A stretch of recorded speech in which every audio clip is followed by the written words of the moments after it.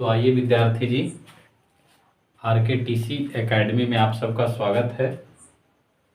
आज से हम सब इस साल बोर्ड परीक्षा में अच्छे नंबर लाने के लिए एक क्रैश कोर्स प्रारंभ करने जा रहे हैं, जिसमें मेन टॉपिक को किस तरह से पढ़ें ताकि आने वाली एग्ज़ाम में हम लोग अच्छे से अच्छा परफॉर्मेंस करके दिखाएं।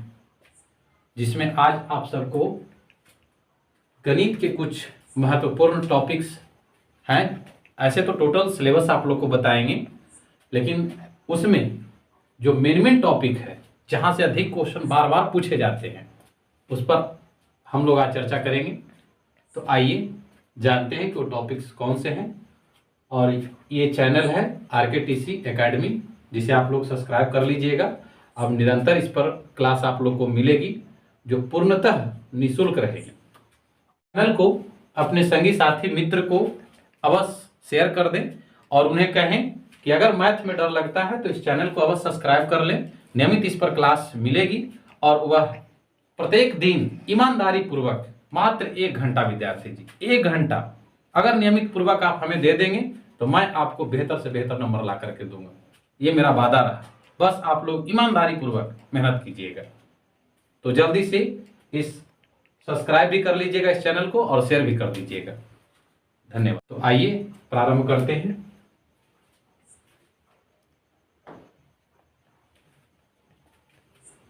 ये आप लोग का क्लास 10th मैथ्स सिलेबस है, जो आपके परीक्षा के दृष्टिकोण से बहुत महत्वपूर्ण है। सिलेबसों को जानना, कौन कौन से टॉपिक से प्रश्न आते हैं।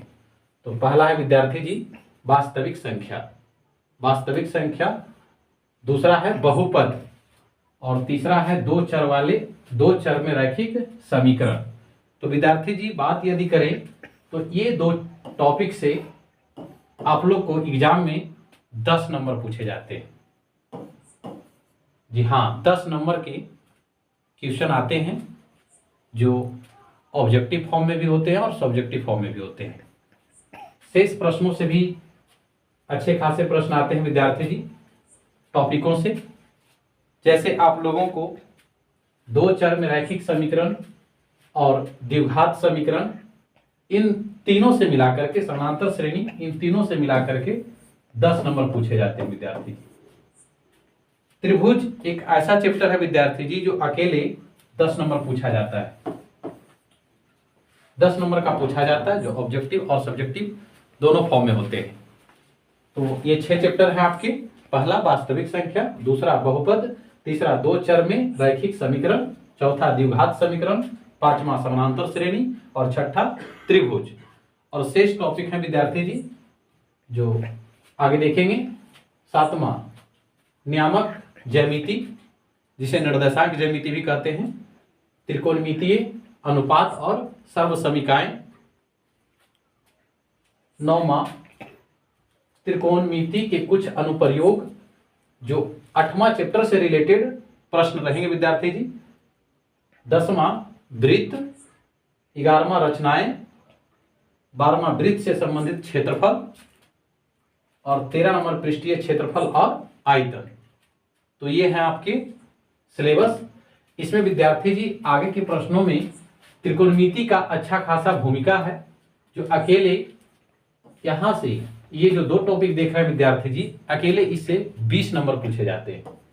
20 नंबर।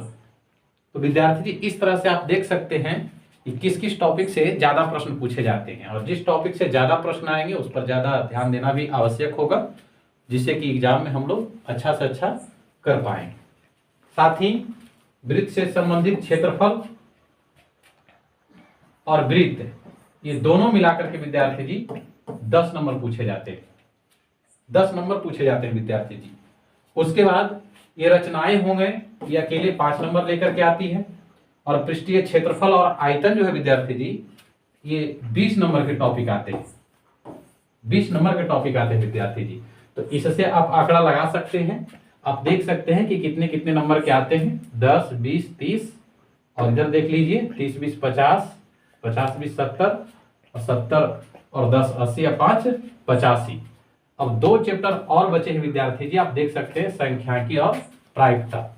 संख्यांकी और प्रायिकता है विद्यार्थी जी, तो देख सकते हैं संख्यांकी से 7 प्रश्न के आसपास रहता है विद्यार्थी जी, और प्रायिकता से 8 प्रश्न के आसपास आता है। यानी कह सकते हैं आप कि दोनों मिलाकर के आपसे 15 नंबर के क्वेश्चन पूछे जाएंगे।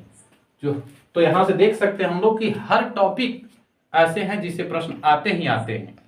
तो अगले क्लास में हम लोग इन सभी टॉपिक पर बारी बारी से नियमित क्लास देकर के आपको बहुत अच्छे ढंग से सिखाए बताए जाएंगे। किसी भी प्रश्न में कोई डाउट रहे तो आप जरूर कमेंट कर करके पूछिएगा, कहीं कोई दिक्कत होने वाली नहीं है। अगर इस चैनल से जुड़ गए तो मैं गारंटी कहता हूं कि आपको किसी भी प्रकार का मैथमेटिक्स में दिक्कत नहीं होने दूंगा। धन्यवाद।